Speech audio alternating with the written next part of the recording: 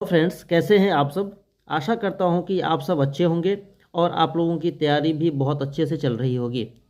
Friends, railway group D 2025 का exam date आप सबका बहुत ही नज़दीक आ गया है। 27 नवंबर 2025 से आपका एग्ज़ाम होने जा रहा है। तो इसमें आपके पास लगभग 10 दिन का टाइम बचा हुआ है। आपकी तैयारी, आपकी रणनीति कैसी होनी चाहिए इस 10 दिन के लिए, ताकि आपका श्योर शॉर्ट सिलेक्शन हो सके। फ्रेंड्स, आप सब बहुत ही अच्छी प्रिपरेशन कर रहे होंगे और कर लिए होंगे। अपने अपने स्तर से हर कोई अच्छा प्रयास कर रहे होंगे, ठीक है। बट उसमें कुछ ना कुछ कमी अब लास्ट दिन में रह सकती है, क्योंकि बहुत लोग ऐसा होता है कि नर्वसनेस आ जाती है, कन्फ्यूज़न माइंड में आ जाता है कि कैसे करें, अभी इतने में इतना ये कुछ छुटा हुआ है, इसको ऐसा क्या करें। तो इस सब टाइप से जो कन्फ्यूजन होती है, उन सब चीज़ को मैं इसमें दूर करने की आप सबको कोशिश करूंगा। और ये 10 दिन का जो आपका प्लानिंग बताऊंगा कि आप लोग इस सब्जेक्ट को ऐसे करें, इस टाइप से आपको रिवीजन करना है, तो इन सब सारी चीज़ों को लेकर के मैं आप सबके सामने आया हूँ। आशा करता हूँ कि आपने इसको फॉलो कर लिया तो डेफिनेटली 100% आप इसमें सिलेक्ट हो सकते हैं। आपकी रिजल्ट जो है सुनिश्चित, यानी कि पक्की रिजल्ट हो सकती है। तो इस प्लान को अपनाइएगा और अपने प्रिपरेशन को और ज़्यादा मजबूत इन 10 दिनों के लिए, या इससे ज़्यादा दिन जिनके पास जिस टाइप से एग्जाम होंगे, उस आधार पर अपनी प्रिपरेशन को स्ट्रॉन्ग कीजिएगा। तो आइए स्टार्ट करते हैं। रेलवे ग्रुप डी, ये टोटल नंबर ऑफ क्वेश्चंस आपके 100 क्वेश्चंस पूछे जाएंगे, जिसमें 90 मिनट का टाइम आपको दिया जाएगा। इसमें टोटल 4 सेक्शन है।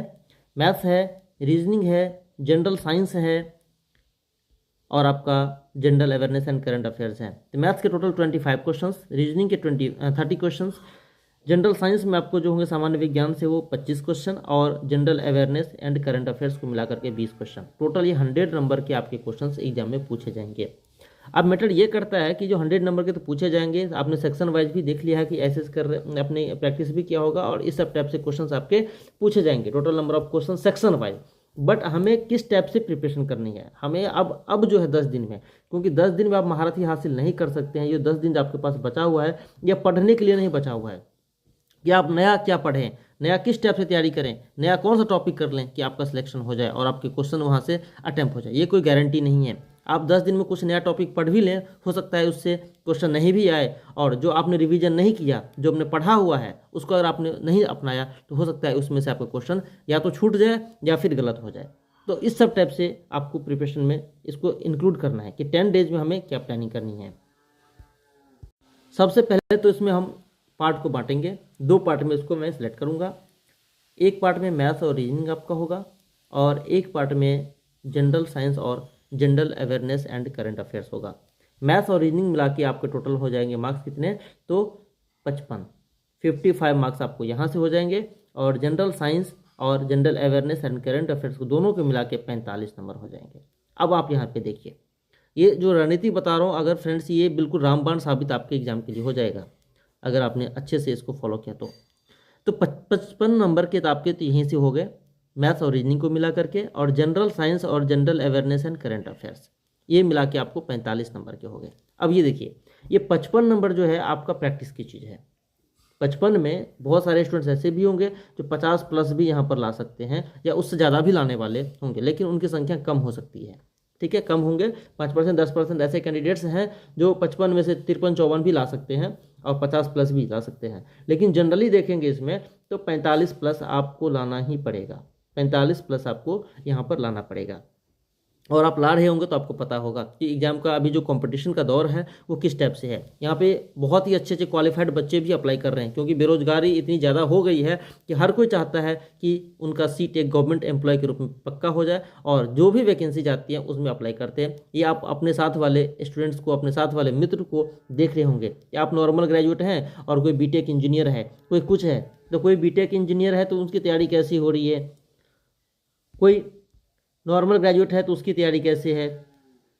तो ऐसे वाले बच्चे के साथ भी आप बैठ रहे हैं एग्जाम, तो आप अपने आप को कैसे स्टैंड करेंगे। तो जो मैंने बताया यहाँ पे, ये 55 नंबर में से आपको 45 प्लस कम से कम स्कोर करने पड़ेंगे, और इसमें से जो आपको है 25 और 20, ये भी 45 है, इसमें से आप कम से कम 35 को टारगेट लेकर के चलें कि 35 कैसे हो जाए। अब मैंने एक सेफ स्कोर का वीडियो बनाया हुआ है, उसका लिंक मैं डिस्क्रिप्शन में दे दूंगा, आप वहां से देख सकते हैं सेफ स्कोर कैसे हर कैटेगरीज के लिए क्या क्या होगा।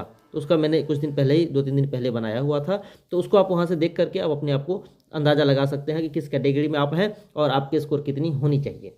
बट यहाँ पर जो मैं ओवरऑल की बात कर रहा हूँ तो 45 और 35 यहाँ पे हो गया 80, 80 का हो गया। अब देखिए फ्रेंड्स, 80 देखने में बहुत ज़्यादा लग रहा है और हैवी, ऐसा नहीं कि नहीं है भी, लेकिन आपको कैसे टेकल करना है उसका ट्रिक मैं बता रहा हूँ।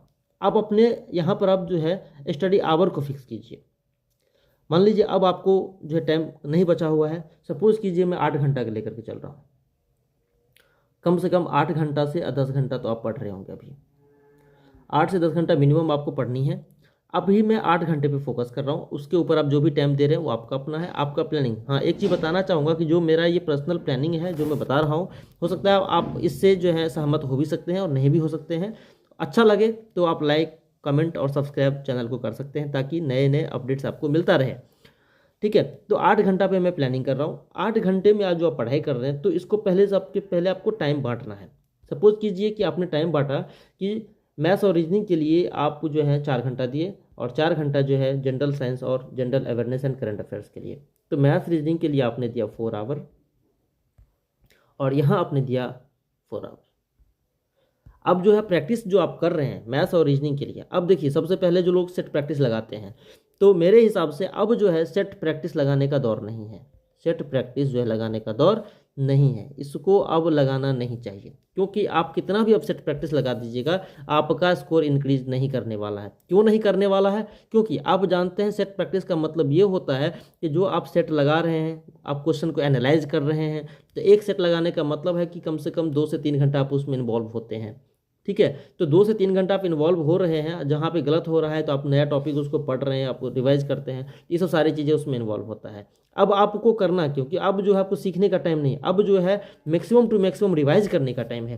कैसे आप अच्छे से रिवाइज करें, अब आपको देखना है कि मैथ्स और रीजनिंग में जो आप 4 घंटे दे रहे हैं वो सिर्फ और सिर्फ प्रैक्टिस पे दे रहे हैं। जो आपको कुछ हो सकता है कि ऐसे कुछ टॉपिक्स ऐसे हों जो मतलब आपने लास्ट टाइम के लिए छोड़ रखा होगा, जैसे इंपॉर्टेंट फार्मूलाज हो गए, ट्रिग्नोमेट्री वगैरह से अच्छे खासे क्वेश्चन आते हैं, ज्योमेट्री से आते हैं, तो फार्मूला रिवाइज आपने किया और प्रैक्टिस आपको करना है। इसमें प्रैक्टिस क्या करनी है कि मैथ्स और रीजनिंग की मैक्सिमम टू मैक्सिमम जो आप सेट माने या कुछ माने तो उसको आप लगाइए, जितना लगा सकते हैं रिवाइज कर सकते हैं उसको आप करते जाइए। जो इंपॉर्टेंट क्वेश्चंस का आपने नोट्स बना रखा होगा, मैथ्स और रीजनिंग का तो कोई नहीं, मैथ्स का भी इंपॉर्टेंट नोट्स और फॉर्मूला होते हैं, शॉर्ट नोट्स वगैरह बनाते हैं बच्चे, तो आपको टॉपिक वाइज उसको आप रिवाइज कर सकते हैं। जो इंपॉर्टेंट हार्ड क्वेश्चंस होते हैं जो अच्छे, उन सबको आप रिवाइज कर सकते हैं, देख सकते हैं। बाकी इसमें 4 घंटा जो आपने दिया, तो 4 घंटे में आप एक काम कर सकते हैं, 2 घंटा मैथ्स के लिए। और अब देखिए एक चीज़ इसमें है कि मैथ्स और रीजनिंग जिनका बहुत अच्छा होगा, बहुत अच्छा स्कोर कर रहे हैं, तो उनको जनरल अवेयरनेस और साइंस पे अगर कम है तो आप यहाँ पर एक काम और कर सकते हैं कि मैथ्स और रीजनिंग के लिए 3 घंटा दे सकते हैं, 3 आवर्स। वो 2 टाइप के बच्चे की मैं बात कर रहा हूँ, और यहाँ 5 घंटा में आप दे सकते हैं। या जिनका हो सकता है कि ये पोर्शन अच्छा हो, ये दोनों अच्छा हो, तो उस पर मैथ्स रीजनिंग पे थोड़ा फोकस बना दें, इसको 3 घंटा दे दें, इसको 5 घंटा दे दें। तो ये आपके अपने ऊपर डिपेंड करता है कि आपका सब्जेक्ट का जो है स्ट्रांगनेस, आपकी प्रिपरेशन किस लेवल की है। ठीक है, तो आपने क्या करना है, इसको 2 पार्ट में जैसे हमने बांटा, अभी मैं 4-4 घंटे पे लेकर चल रहा था, तो 2 घंटे आपको, क्योंकि देखिए सारे सब्जेक्ट अपने आप में इंपॉर्टेंट है, किसी को छोड़ना नहीं है। 2 घंटा आपने मैथ्स की प्रैक्टिस करी है, 2 घंटे आपने रीजनिंग की करी है। रीजनिंग बहुत ज़्यादा हो जाता है, आप 1 घंटा लेके चले, 3 घंटा मान ले मैथ्स बनाया, 1 घंटा आपने रीजनिंग बनाया। बाकी अब जो बात करते हैं जनरल साइंस और जनरल अवेयरनेस पे, इस पर क्या करनी है आपको। सबसे पहले जो है जनरल साइंस में 25 जैसे क्वेश्चन है। 2 घंटा मान लीजिए जनरल साइंस पे आपने टाइम दिया, या 2 घंटा आपने जनरल अवेयरनेस और करंट अफेयर्स पे दिया। तो अब इसमें क्या करना है, आपको रिवीजन मोड में आना है। अब नया कुछ भी टॉपिक आपको नहीं पढ़नी है, जो भी इंपॉर्टेंट टॉपिक्स हैं वो सारे टॉपिक्स को आपको जितना से जितना हो सके रिवाइज कर लिए। देखिए मैंने एवरेज 8 घंटा पे बनाया है, और मैथ्स रीजनिंग मैंने बता ही दिया कि आप अपने हिसाब से जो सब्जेक्ट आपका स्ट्रॉन्ग है उसको कम टाइम दे करके, जो वीक है उस पर थोड़ा रिवीजन में ज़्यादा टाइम देना है। तो आपने अपने हिसाब से आपको उसमें देखना है। तो अब आपको रिवीजन में नया कुछ प्रैक्टिस नहीं करनी है। नया प्रैक्टिस कीजिएगा तो भाई बर्बादी के सिवा कुछ नहीं बचेगा, जो मेरा अपना मानना है वो। तो आपको रिवीजन में आना है, जो भी आपने बुक्स पढ़ी है। अब नया ना कोई बुक पढ़ना है, नया ना कोई मैगजीन लेना है, कुछ नहीं करना है। जो आपने पढ़ रखी है, जो आपने शॉर्ट नोट्स बना रखे होंगे, जो आपके पर्सनल जो भी नोट्स हैं, वो जनरल अवेयरनेस और करंट अफेयर्स की भी बात करूँ, दोनों के लिए बात कर रहा हूँ, शॉर्ट नोट्स। तो पहले मैं साइंस की बात कर रहा था, तो शॉर्ट नोट्स आप जो बना रखे हैं, वो जो बुक आपने पढ़ रखी है, अंडरलाइन या हाईलाइट जो भी कर रखी है, आपको सिर्फ और सिर्फ उतने ही जहाँ से क्वेश्चंस आते रहे हैं, एग्जाम को प्रीवियस ईयर का आपने एनालिसिस देखा होगा, आपको नॉलेज होगी, तो उसको आपको उन सारे टॉपिक्स को रिवीजन करना है। जैसे एसआई यूनिट्स वगैरह हो जाता है, डिजीज से क्वेश्चंस आते हैं, फिजिक्स में क्वेश्चन जो है आपको ठीक ठाक पूछ दिए जाते हैं, थर्मोडायनामिक्स वगैरह से भी क्वेश्चंस आने का चांस, एक दो न्यूमेरिकल्स भी आ जाता है, तो उसके फॉर्मूला सबको, जैसे आपको वर्क एंड पावर सबसे क्वेश्चंस आ जाते हैं न्यूमेरिकल सब में, तो उसको रिवाइज करनी है अच्छे से। तो ये हो गया आपको जनरल साइंस में। आपको शॉर्ट नोट्स की रिवीजन करनी है, जो आपने बुक पढ़ रखी है, हाईलाइट कर रखी है, उन सब सारे चीज़ को ओवर थ्रू मतलब हो जाना है, अच्छे से प्रिपरेशन आपको रिवीजन में आ जाना है। वही जनरल अवेयरनेस की भी बात करेंगे। यहाँ भी जैसे मैंने 2 घंटे टाइम दिया, तो 2 घंटे टाइम दिया, तो आप अपने मतलब सुविधा के हिसाब से देख लीजिएगा कि किस सेक्शन में आपका करंट अफेयर्स कैसा है। तो जो भी पोर्शन आपका है, जो भी पोर्शन आपका वीक है थोड़ा सा, उसको रिवीजन में ज़्यादा लाना है। जो आपका अच्छा है, ठीक ठाक है, उसको थोड़ा कम टाइम दे करके आपको जो से इंपॉर्टेंट पॉइंट्स है उन सब चीज़ को अच्छे से रिवीजन करनी है। तो नोट्स आपका हो गया बहुत इंपॉर्टेंट आपका। और जो आपने बुक को, नया कोई बुक बिल्कुल नहीं लेना है, जो बुक आपने पढ़ रखी है उसको अंडरलाइन किया होगा, उन सब सारे टॉपिक्स को जहाँ से क्वेश्चंस आते रहे हैं। जैसे मैं जनरल अवेयरनेस में बात करूँगा तो 1-2 क्वेश्चन आप बात समझ लीजिए कि पॉलिटिक्स हो सकता है आएंगे, जैसे आर्टिकल्स वगैरह आ जाते हैं, अमेंड क्वेश्चन का अमेंडमेंट जो आपको संविधान का संशोधन हुआ था, किस किस कंट्री से लिया गया था, वो सब हो गया। तो ये सब कुछ टॉपिक्स हैं। जैसे हिस्ट्री से, ज्योग्राफी में रिवर्स वगैरह आ सकते हैं, पहाड़ पठार नदियाँ घाटी, इन सब से क्वेश्चंस आते हैं। उसके बाद आपका जो हो गया ये वाला सेक्शन, हिस्ट्री में हम बात करें अगर, तो आपको 1-2 क्वेश्चन मॉडर्न हिस्ट्री से क्वेश्चन बन जाते हैं आने के। मॉडर्न हिस्ट्री हो गया, एंसेंट से भी 1-2, या मान लीजिए मिडेवल से, तो इसमें कोई गारंटी नहीं थी कि मॉडर्न से 1-2 क्वेश्चन आने के। जो हमारा नेशनल मूवमेंट हुआ था, नेशनल जो हमारा मूवमेंट आंदोलन हुआ था, उस पर क्वेश्चन आने का चांस बन सकते हैं। तो जो भी आपने नोट्स कर रखा है, जैसे लूसेंट वगैरह आपने पढ़ा ही होगा इसके लिए, तो उन सब सारे टॉपिक्स को अच्छे से रिवीजन में ले आना है। जो भी चीज़ आपने पढ़ रखी है, जीके बहुत इंपॉर्टेंट इसके लिए, रेलवे के लिए हो जाता है। जो लूसेंट के पीछे वाला जीके है, या जो भी बुक आपने पीछे पढ़ रखा है जो मिसलेनियस वाला है, तो उसका अच्छे से आप रिवाइज कर लीजिए। वहाँ से 1-2-3-4 जो भी क्वेश्चन है वो आने के चांस बन जाते हैं।